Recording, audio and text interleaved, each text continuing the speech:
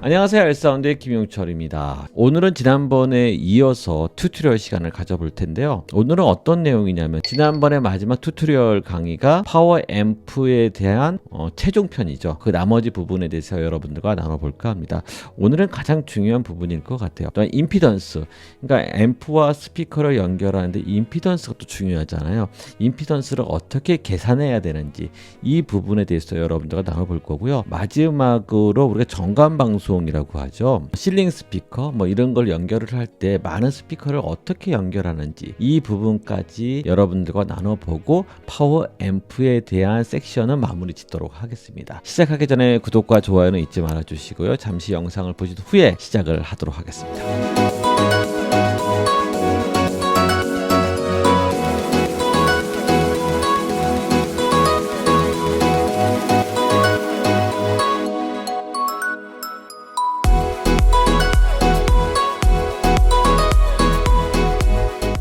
다음에 임피던스 컬큘레이션에 대해서 얘기를 하게 되면 임피던스라는 거는 보통 스피커 같은 경우에 8옴 스피커다, 4옴 스피커다 뭐 이런 규정을 하고 있다고요.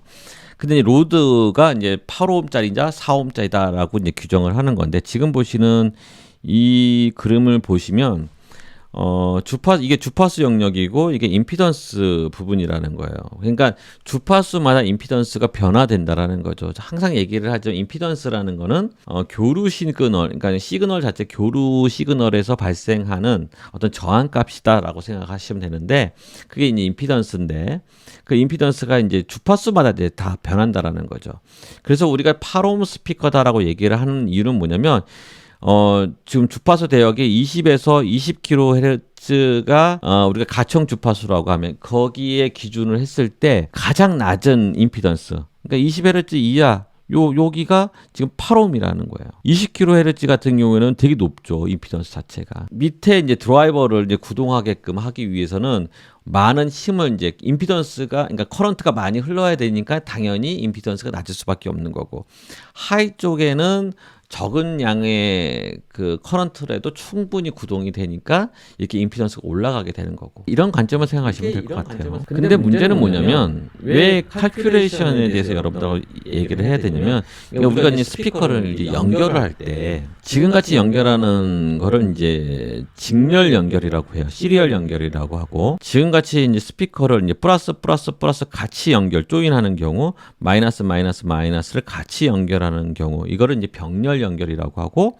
패러럴 연결이라고 얘기를 합니다. 이제 임피던스가 어떻게 변하냐면 이렇게 이제 시리얼로 연결을 하게 되면, 직렬로 연결을 하게 되면 이게 8옴짜리 스피커잖아요. 그러면 이 8옴이 올라가는 거예요. 더하기로 올라가는 거죠. 8, 38에 24옴이 된다는 거예요. 반대로 이게 병렬로 연결되게 되면은 얘가 8옴이 연결되면은 이걸 계산식으로 이제 풀 수밖에 없다라는 거죠. 지금 보시는 이런 식으로 8옴이라는 어떤 계산식으로 이제 풀 수밖에 없다라는 거예요. 그러니까 4옴보다 더 줄어들겠죠. 2점 몇 옴 뭐 이렇게 줄어든다라는 거죠. 지금 보시는 건 이런 네트 같은 경우에는 Z1, Z2, Z3 지금 시리얼 연결을 했을 경우에는 8 더하기 얘가 4, 이게 얘가 4옴짜리고 이게 8옴짜리고 8옴짜리라고 했을 경우는 25옴이 됩니다라고 이제 표시가 된 거고요. 이런 경우 같은 경우는 이런 계산식에 의해서 몇이 나온 2.6675옴이 된다 이렇게 이제 표시가 되는 거죠. 근데 계산식으로 할 수밖에 없다는 거. 어쨌든 우리가 중요한 건 뭐냐면 시리얼로 연결을 하게 되면 더해야 되는 거, 높아지는 거고요. 병렬로 연결하면 줄어든다는 거죠. 줄어들면 그만큼 커런트가 원활히 잘 흐르는데 우리가 이제 설계를 할 때 2옴 이하가 되면 문제가 될 수 있다는 거죠. 저항이 줄어들면 줄어들수록 파워 자체가 무한대로 올라가기 때문에 문제가 될 수 있다는 거죠. 그렇기 때문에 우리가 이제 설계를 할 때는 2옴 밑으로는 절대 해서는 안 된다. 그러니까 여러분 이렇게 생각하시면 돼요. 설계할 때는 4옴 밑으로는 절대 하지 말자. 이렇게 생각하시면 될 것 같아요. 설계를 할 경우에는 이런 식으로 그러니까 시리얼도 연결을 하고요. 이 시리얼 연결된 거를 이제 병렬로 연결을 해서 계산해 보면 이 전체 플러스하고 마이너스 이 사이에 임피던스 값이 나올 수 있다라는 거죠. 그 임피던스 값을 파워 앰프하고 연결을 했을 때 플러스하고 마이너스에 나온 임피던스가 4옴 밑이 아니다고 하면은 문제가 없다라는 거죠. 자, 마지막으로 컨티뉴어스 볼테이지 디스트리뷰션 시스템에 대해서 얘기를 하도록 하겠습니다. 그러니까 보통 일반적 CV 시스템이라고 얘기를 하고 우리나라에서는 전관방송 시스템 이렇게 생각하시면 될 거예요. 그러니까 건물 안에 보면 이제 많은 실링 스피커들이 있잖아요. 그 스피커들을 얘기한다 생각하시면 될 것 같아요. 여기는 이제 하이 임피던스 스피커라고 얘기를 많이 하거든요. 원리는 간단합니다. 지금 보시는 파워 앰프에서 나오는 출력이 볼테지로 표시되어 있어요. 그러니까 70볼트냐 100볼트냐 이렇게 이제 표시가 될 텐데 그래서 이제 CV라는 거죠. 컨스턴트 볼테지라는 파워 앰프에서 이 전기선을 통해서 각 스피커가 병렬로 이제 따 나가는 거예요. 병렬로 따 나가기 때문에 이 볼테지가 동일하게 걸리게 되는 거거든요.